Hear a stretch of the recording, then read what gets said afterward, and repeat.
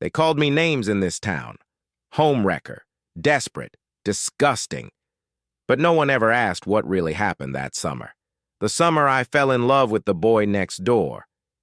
He was 22. I was 43.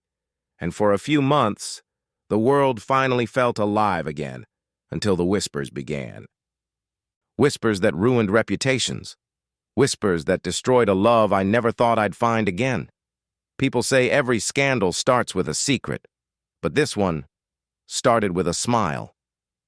The house next door, they say silence can be peaceful, but they never tell you that sometimes silence is just loneliness wearing perfume. That was my life for the last 5 years. A slow, quiet kind of emptiness that settled into my bones after the divorce. My mornings were all the same.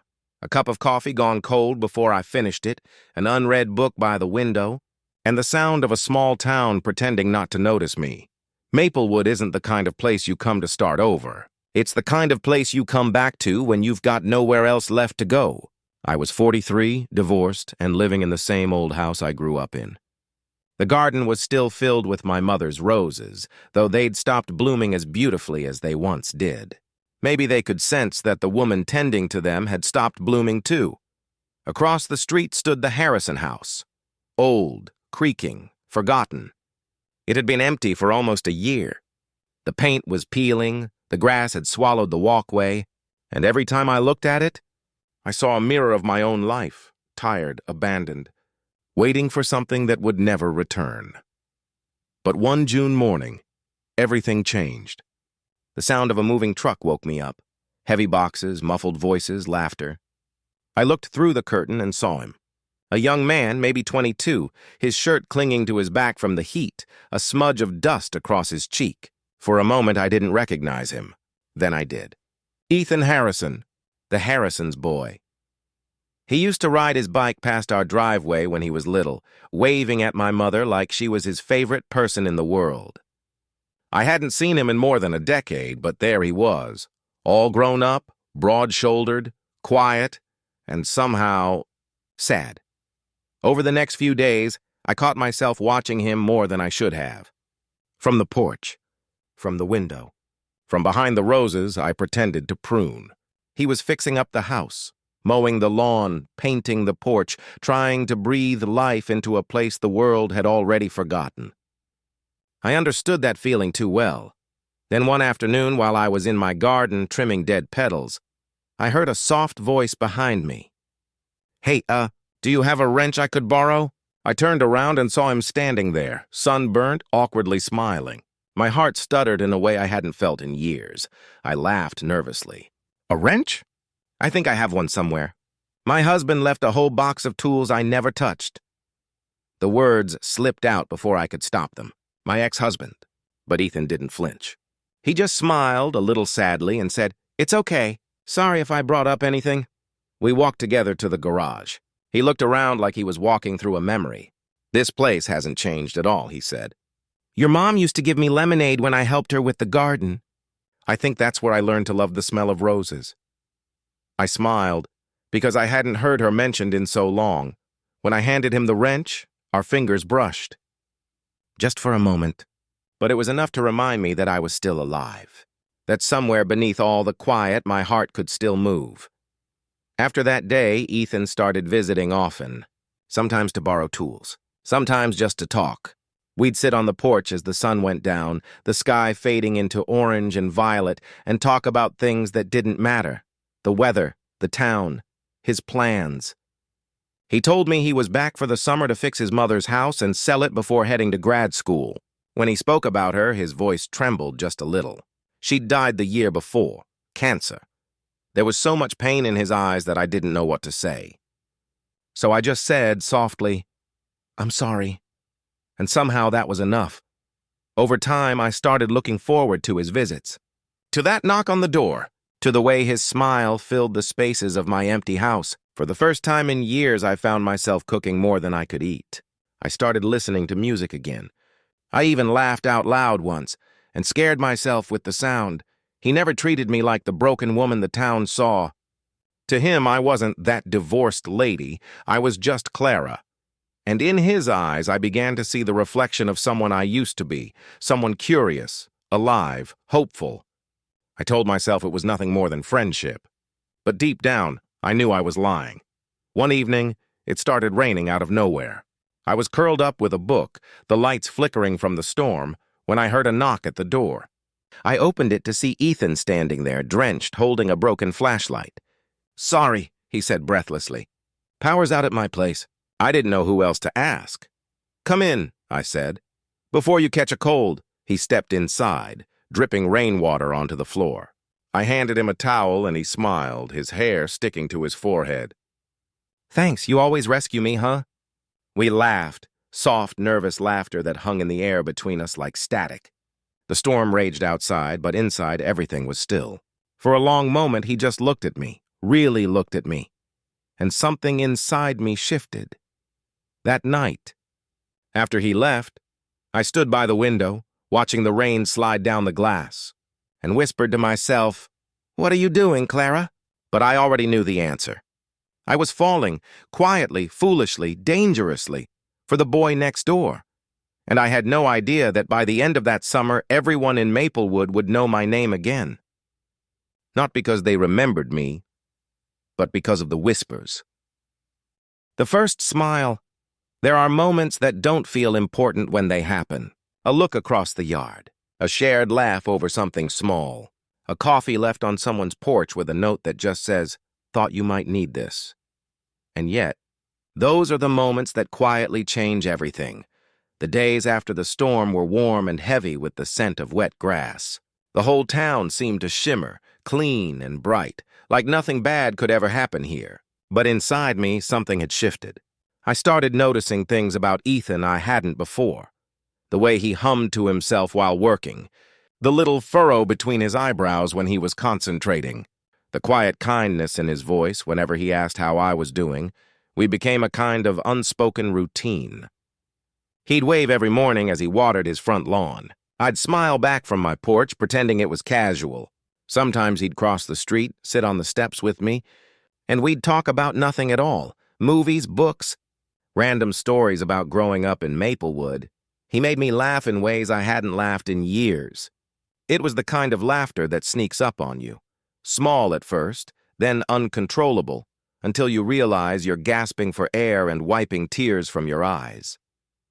And in those moments, the heaviness I'd carried for so long began to fade, like sunlight dissolving the fog. But there was something else, too. Something I tried not to name. The way his eyes lingered when I smiled. The small hesitation before he said goodbye. The warmth that filled the air whenever he was near. I told myself it was nothing. He was just being kind.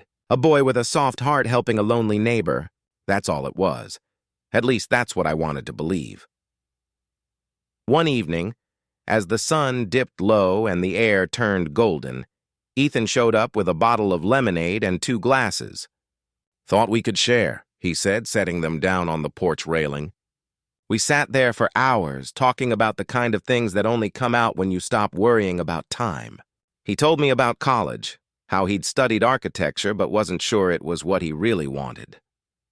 He wanted to build things that mattered, not just glass towers and parking garages. When he asked about me, I hesitated.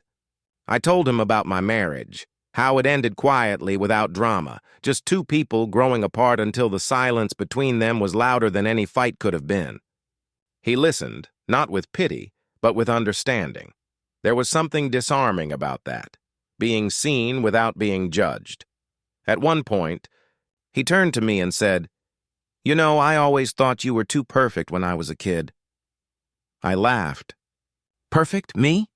"Yeah," he said, smiling shyly. "You had this calm about you. Like you had everything figured out." I stared at him for a long moment. "Ethan," I said softly, "nobody has everything figured out. Especially not me." The way he looked at me then. It wasn't the way a boy looks at a woman he sees as older or wiser.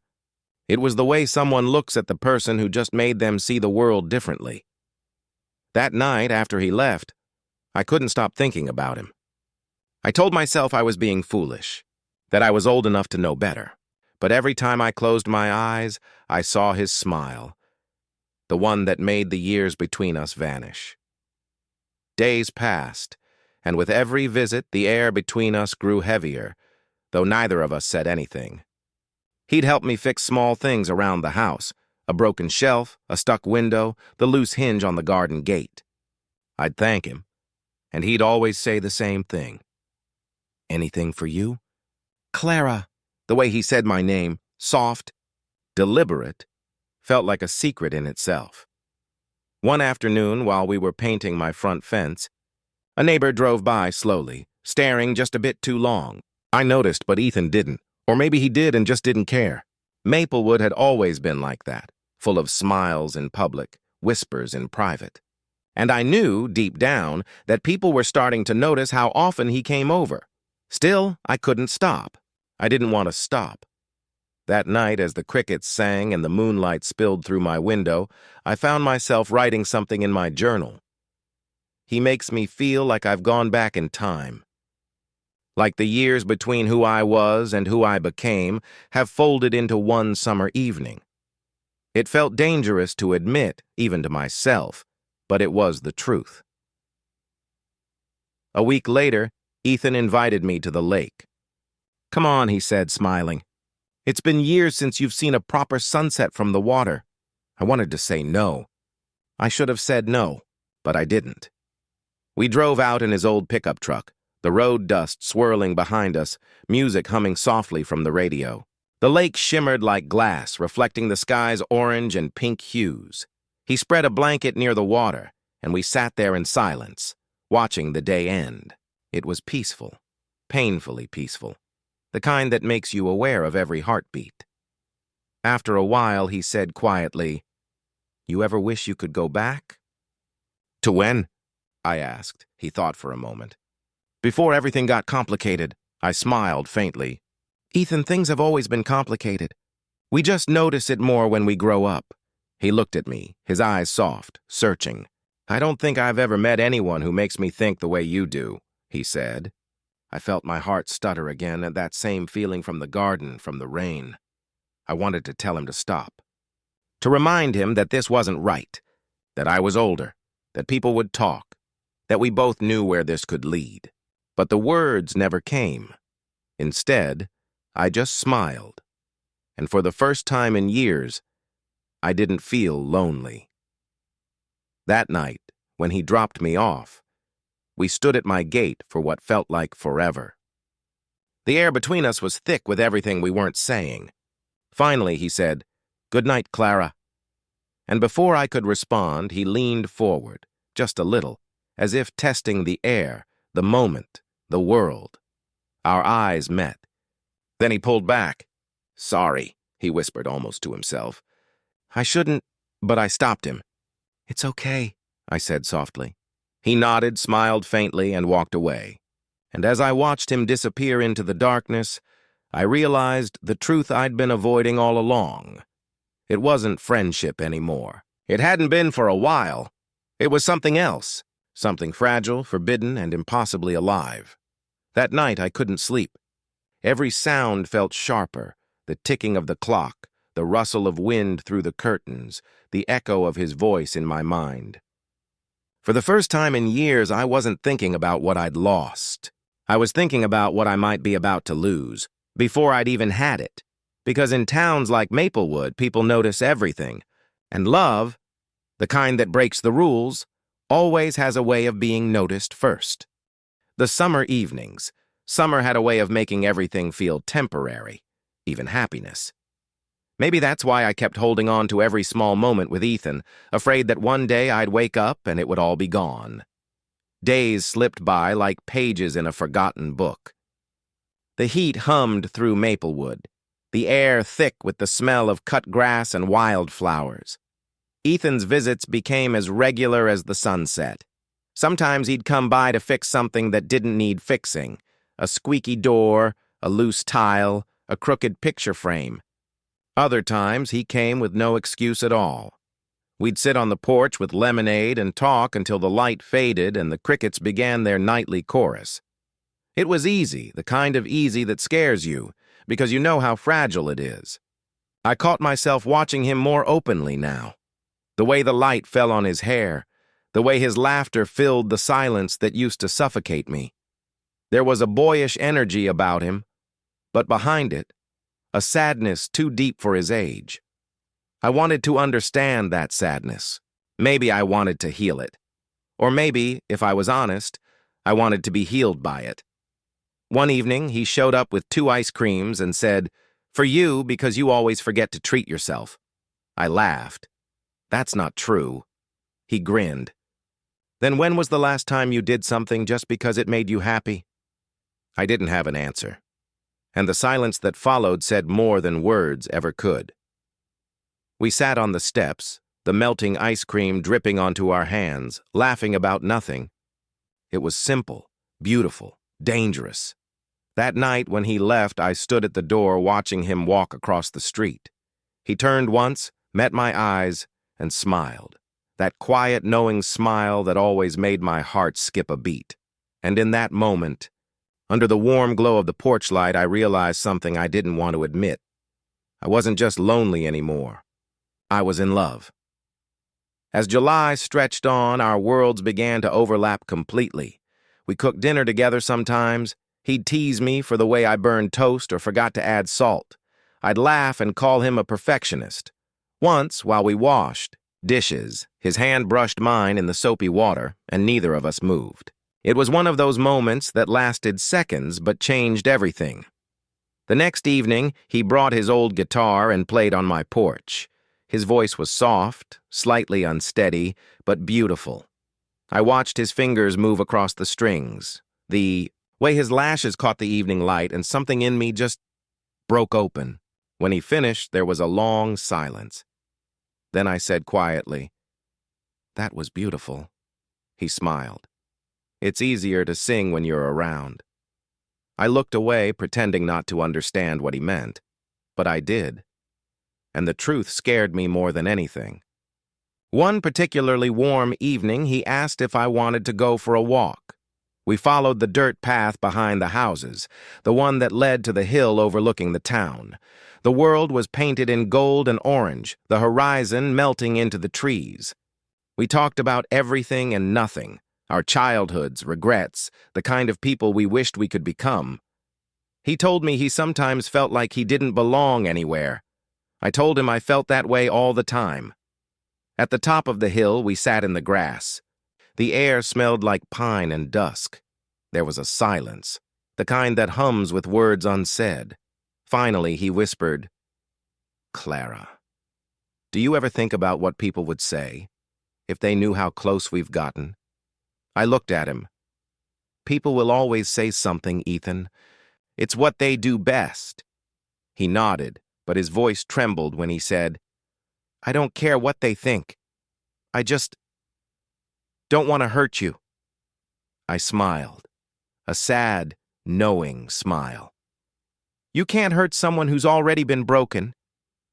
He turned toward me then, eyes glimmering with something between fear and desire. For a moment, neither of us breathed. Then he leaned in, slowly, giving me every chance to stop him. I didn't. Our lips met, softly at first, then deeper, as if all the words we'd held back had finally found a place to rest. It wasn't a wild, youthful kiss. It was quiet, heavy with meaning, like 2 souls recognizing each other too late. When we finally pulled apart, I felt both alive and terrified. He looked at me, searching for regret. But there was none, only the sound of our breaths mixing with the whisper of summer wind. I whispered, "This can't happen again." He nodded. "I know." But we both knew we were lying. After that night, everything changed. The air between us buzzed with unspoken electricity. Every glance, every touch, every shared silence felt like a confession. He came over the next evening, pretending he needed help sorting some papers. We ended up drinking coffee that turned into wine, talking until the stars blurred. I told him about the time I ran away at 17 because I wanted to see the ocean. He told me about the time he almost dropped out of college because he didn't know who he was without his mom. We were 2 people from different worlds, yet somehow we fit, like broken pieces of the same mirror. By midnight, he reached across the table and held my hand. I didn't pull away. We sat there, our hands touching, the candle flickering between us, the night holding its breath. But in a town like Maplewood, nothing stays secret for long. One morning, when I went to the grocery store, I noticed the way people looked at me, the small smiles that weren't really smiles. The cashier asked how the young man next door was doing, her tone just sharp enough to cut. I laughed it off, but my hands trembled as I paid. The whispers had begun. When I told Ethan, he just shrugged. Let them talk. But he didn't understand. In a place like this, whispers grow into stories, and stories become judgment. Still, I couldn't end it. Not yet. Not when every evening with him felt like stepping into a dream I didn't want to wake up from. One night, as we sat on the porch, watching the fireflies, he said quietly, "I wish summer never ended." I looked at him, my chest tightening. "All summers end, Ethan." He reached over, his fingers brushing mine. "Then promise me one thing. When it does, you'll remember this." I smiled through the ache in my throat. "I'll remember." He leaned closer, his voice barely a whisper. "Good. Because I'll never forget you." That night, after he left, I stood alone on the porch until the sky turned pale. The world was quiet again, but not the peaceful kind of quiet. It was the kind that follows something beautiful, something that can't last, because deep down I knew summer was ending soon, and with it, the only love I'd ever found again. The whispers it started with glances.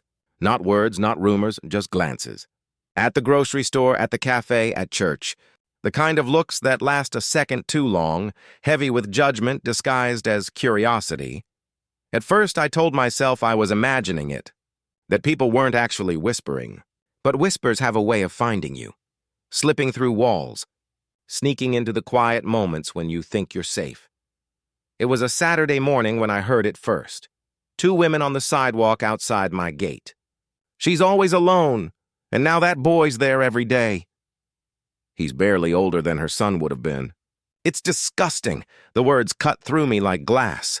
They didn't know I was standing by the window, coffee cup in hand, heart in my throat. When Ethan came over later that day, I tried to smile like nothing was wrong. But he saw it in my eyes immediately. "What happened?" he asked. "Nothing," I lied. "Just people talking." "Then let them talk," he said gently. "They don't know us." I wanted to believe that. God, I wanted to. But Maplewood wasn't kind to people who broke its rules. And I'd already crossed every one of them. The next week, someone left a note in my mailbox. No name, no signature. Just 5 words scrawled in messy handwriting. "Shame on you, Mrs. Harris." I remember standing on my porch, the paper shaking in my hands, feeling the world tilt slightly. For a moment, I wanted to tear it up, pretend it didn't matter. But then I saw Ethan's car pulling up and panic set in. He saw the note before I could hide it. His jaw clenched. "Who did this?" I shook my head. "Don't, Ethan, please." He wanted to protect me. I could see it in his eyes. But protection was useless against whispers. They weren't bullets you could block. They were poison that spread silently. Days passed, and the distance between us began to grow. Not because we wanted it to, but because the world around us was forcing it to happen. He'd come by less often. When he did, he'd glance around, making sure no one saw him walk into my house. And every time, my heart broke a little more. One night, as we sat in the dim light of my living room, I said softly, "Maybe we should stop seeing each other for a while." He looked at me, disbelief written all over his face. "You don't mean that." "I do," I lied again. "It's not fair to you." He stood up, pacing. "I don't care what they say, Clara. Let them talk." "I'm not ashamed of you." Tears welled up in my eyes. "But I am ashamed of myself." The room fell silent. The sound of the ticking clock filled the space between us. He turned toward me, eyes full of confusion, hurt, and love. "You think loving me is wrong?" "No," I whispered. I think loving you is dangerous. He stared for a long time before saying quietly, "Then let it be dangerous." And with that he left. I stood at the window, watching his taillights disappear into the night. The sound of his car fading until all I could hear were the crickets outside, and my heartbeat, breaking quietly inside me. A few days later, I went into town for groceries. The woman at the counter refused to meet my eyes. Behind me, someone whispered, "That's her." I didn't need to turn around to know who they meant. By the time I got home, I couldn't breathe. The town I'd lived in for 20 years suddenly felt like a cage. That night, Ethan came over. He looked tired, shadows under his eyes, voice quieter than usual. "You've been avoiding me," he said. "I'm trying to protect you." "From what?" "From me," he sighed, stepping closer. "You're not the problem, Clara. They are." He reached for my hand, and for a moment, everything else disappeared. The whispers, the looks, the guilt, just his hand, warm against mine. Just his eyes, full of something real. But then came the sound, the click of a phone camera outside the window. We froze. Someone was standing in the street. I caught a glimpse of a shadow before it vanished behind a tree. Ethan ran to the door, but whoever it was had already gone. We stood there in silence, the air thick with dread. We both knew what that meant. The whispers were about to become proof. Over the next few days, the change was brutal. People stopped saying hello. The mailman avoided eye contact. Even the pastor's wife crossed the street when she saw me. Ethan was furious, ready to confront anyone who dared to speak against me. But that would only make things worse. I begged him to stop visiting, at least until things cooled down. He refused at first. But then one evening, he came over looking defeated. "My mom saw the picture," he said quietly. "What picture?" "Someone sent it to her. Us." "On your porch." My stomach dropped. "What did she say?" "She told me I was throwing my life away." I felt something inside me collapse, not because of what she said, but because she was right. "Maybe she's not wrong," I whispered. Ethan's eyes searched mine. "Don't say that. You're 22. You have everything ahead of you. I can't be the reason you lose it." He stepped closer, his voice breaking. "You are my reason, Clara." I wanted to hold him, to tell him that love could save us both. But I'd lived long enough to know love doesn't always save. Sometimes it destroys quietly, one whisper at a time. The next morning, he didn't come by, nor the next day. The silence stretched longer and longer until it filled every corner of my house. That night, I sat alone by the window, the same place where it all began, and watched the empty house across the street. The summer air felt colder now. The whispers had stopped, but not because people had forgotten. They had simply moved on to the next story, and all I had left were memories of laughter, of sunlight, of a love that had dared to exist in the wrong season of our lives. The storm after silence days turned into weeks. The once warm air of summer had turned heavy, humid, almost suffocating. And Ethan, my light, my laughter, my reason to wake up, had disappeared into that silence. I told myself he needed time, that he was angry or maybe just trying to protect me. But deep down, I knew the truth. The whispers had won. Every morning, I'd look out the window toward his house. His car was there sometimes, sometimes not.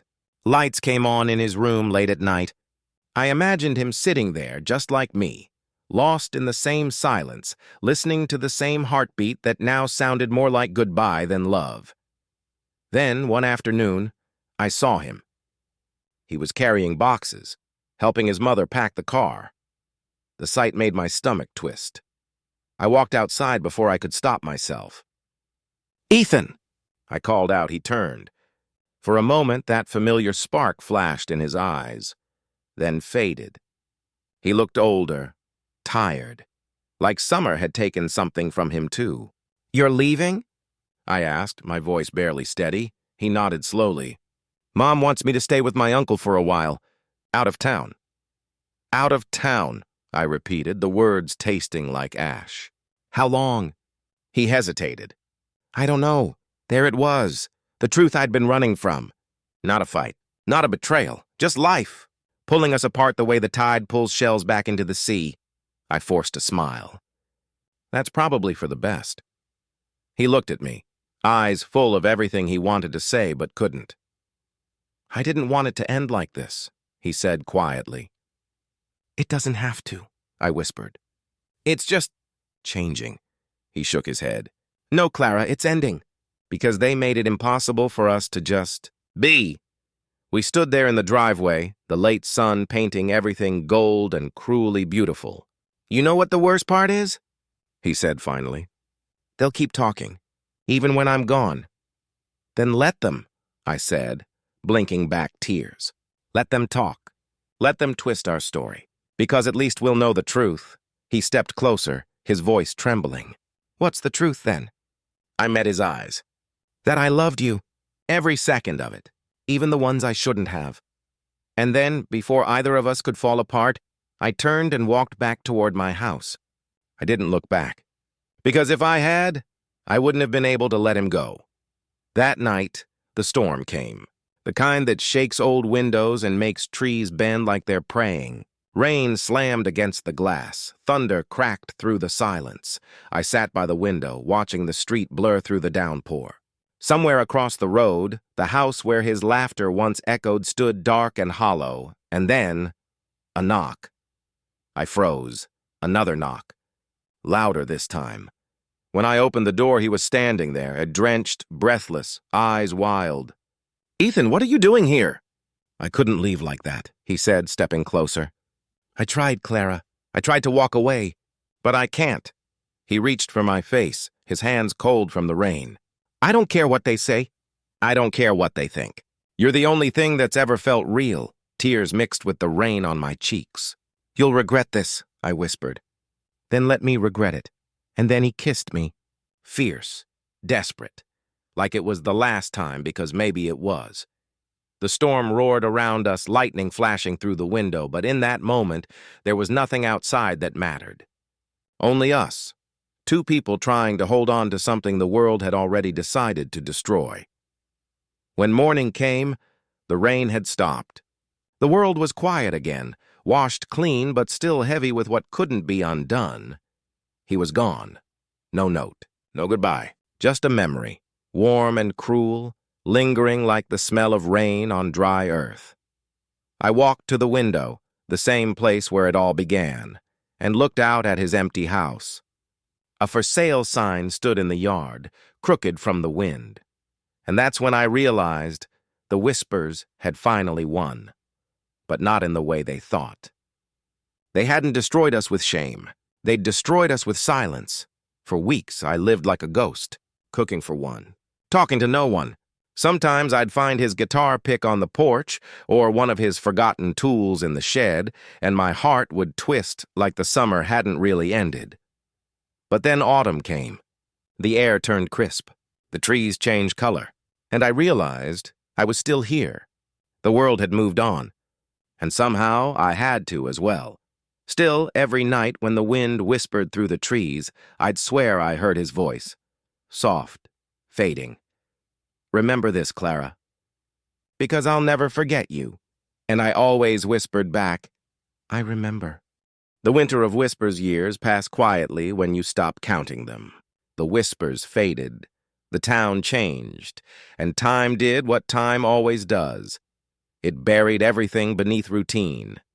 It's strange how easily people move on. New neighbors, new stories, new scandals. But me, I stayed. In the same little house with peeling paint and creaking floors, watching seasons shift outside my window like an endless movie I'd already seen too many times. I turned 47 last winter. No celebration, no candles, just the sound of wind scraping against the glass. The world outside was white, frozen, peaceful, and lonely. Sometimes I'd still catch myself looking toward the house across the street, the one that used to glow with laughter and life. Now it stood silent again, its windows blank, its garden covered in snow. And though I hadn't heard his name in years, there were still nights I'd dream of Ethan, his voice, his hands, the sound of his guitar drifting through the summer air. In those dreams, we were always back on that porch. The world was warm again, The whispers gone, the air filled with fireflies and forgiveness. But morning always came, and the cold always returned. It was a Tuesday when it happened. I was walking back from the library, the sky heavy with snow. As I turned the corner, I saw it, a moving truck parked in front of the old house across the street. My heart stumbled. New neighbors, I thought. Probably another young couple. But then I saw him. He was taller now, broader. His hair a little shorter, a little darker. But it was him, Ethan. For a moment I couldn't move. The world seemed to tilt, soundless and slow. He looked up, and our eyes met. It was like the years had collapsed in a heartbeat. All the distance, all the silence gone. Just that same familiar warmth, hidden under layers of time. He froze too, then smiled, the same quiet smile that once made the whole world feel lighter. That evening, he came by. I opened the door before he could knock. We just stood there, staring, both unsure whether to laugh or cry. Finally, he said softly, "You look exactly the same." I smiled faintly. "You don't," he laughed, low, nostalgic. "Guess time's been working harder on me." We sat on the same porch where it had all begun, mugs of coffee steaming in the cold air. For a while, neither of us spoke. There was too much to say, and somehow, words felt too small. Finally, he said, "After I left, I thought about you every day." I looked down at my hands. "You built a life, I hope?" He nodded slowly. "I tried. College, work, a few mistakes in between. But nothing ever felt like home." He paused, then added quietly, "So when the house went up for sale again, I didn't even think. I just came back." My breath caught. "To Maplewood?" He met my eyes. "To you." For a moment, I didn't know what to say. The years had made us different people, softer in some places, scarred in others. But sitting there beside him, listening to the snow fall, it didn't feel wrong anymore. It felt forgiven. "Ethan," I whispered, "we can't go back." He smiled sadly. "I know, but maybe we don't have to. Maybe we can start from where we are." The wind carried our silence like a secret, and for the first time in a long time, I didn't feel alone. A few days later, I walked into town. The same old shops, the same old faces, just a little older, a little slower. Some people still looked at me. Others didn't recognize me at all. But this time, their whispers didn't matter, because I finally understood. The world will always talk. But the only voice that truly stays with you is the one that reminds you to live.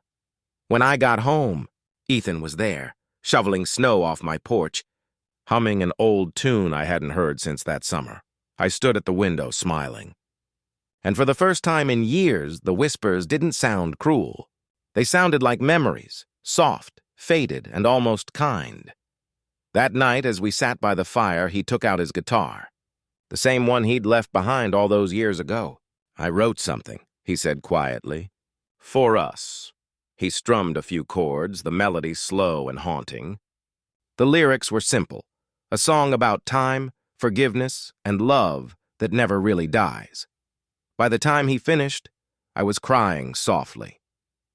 He looked at me and smiled. "I told you I'd never forget you," he whispered.